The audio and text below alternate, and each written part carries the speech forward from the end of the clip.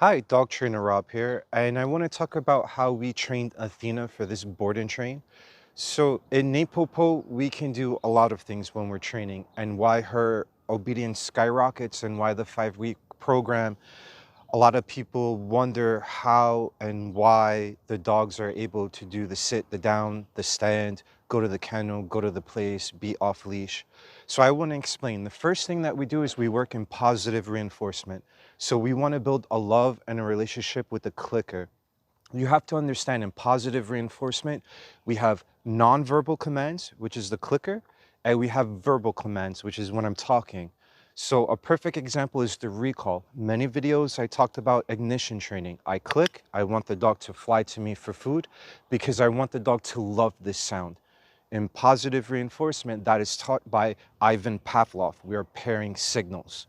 So now, once the dog has a love for the clicker, I like to go out to the public and proof that. So I will allow Athena to walk up to strangers and get petted.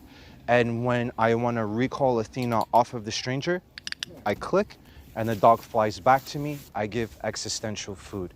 I do this over and over and over again so I can teach Athena that it's okay to be petted by strangers and people, but when I recall you, I want you to fly back to me. Now, this is all nonverbal. I'm not putting a name on the recall as of yet. I'm going to. I want to pair Athena with the clicker to the food. So eventually I could say Athena and the dog recalls to me. That's the beginning steps of it. But in positive reinforcement, we could do so much more than that. So I want you to picture that.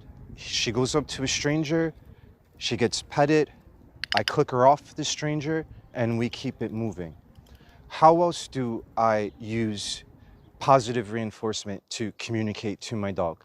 Well, I have another device, which would be the Martin Systems Canine Remote. And the Martin Systems Canine Remote, I can control with my all-in-one finger kick. That means I can press, and I want you guys to hear that. I can also pair this with food. So I make this sound go off, and when Athena investigates this sound, it's paired with a jackpot of some yummy food. So she goes to this sound, and I give her yummy food. So I want you to picture this. This is also how I build a love for the kennel. So I take the doors off the kennel, and I use positive reinforcement and indirect reward. So that means that the reward is not coming from me. She's hunting for the sound of the canine remote that's giving off this sound. I'm controlling it with my finger kick. And when she goes inside of the kennel, she's gonna get her jackpot, her existential food.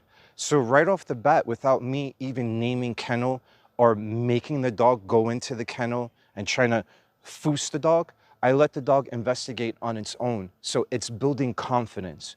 So in positive reinforcement, we have direct reward with the clicker. Click, come to me. I give you food directly. And then also we have indirect reward, which is that the food doesn't come from me. So I could put this inside of the kennel. The dog will run into the kennel, eat the food, and now I developed a love for it. When the dog gets good at it, I put a name on it, which would be kennel, right? Now, there's another way that we communicate to our dog in positive reinforcement. And now we're going to use an electronic e-collar. Now, a lot of people are going to get confused by this, but the e-collar also has a clicker. So you guys hear that? See, there's a clicker in here. So how do I use the clicker on the electronic collar? I allow Athena to be petted by strangers, and I use the clicker on the collar to encourage stay in your behavior. So as she's getting petted by strangers, I'm clicking on the e-collar to let her know that it's okay, that it's all right. And then eventually, when I had enough, I'll click her off of the person to come to me. So there's 3 ways that I could communicate to my dog. I have the direct reward system with the clicker. I have the indirect reward system with the canine remote to go investigate that. And then immediately I can encourage good behavior with the clicker on the canine remote.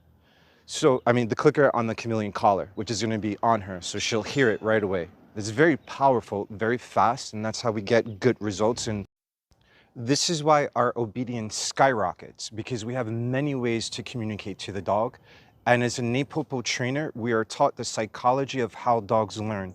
So in positive reinforcement, you have direct reward, you have indirect reward, and there's many ways for you to manipulate that to shape the behavior that you want so your dog can repeat that behavior. That's going to come with repetitions so you can get that goal-directed behavior you're looking for so your dog can listen to you under sufficient distractions. So this is dog trainer Rob, and I really appreciate you guys. So if you have any questions about positive reinforcement, direct reward, indirect reward, how we use the electronic clicker on the collar, how we use the canine remote to get the dog to investigate, just leave them in the comments section. I would love to answer all of your questions about how to work your dog in positive reinforcement. And everything that we're doing in positive reinforcement, direct or indirect, using the clicker, using the physical clicker, this is all force-free. So, Dog Trainer Rob, catch you guys next video.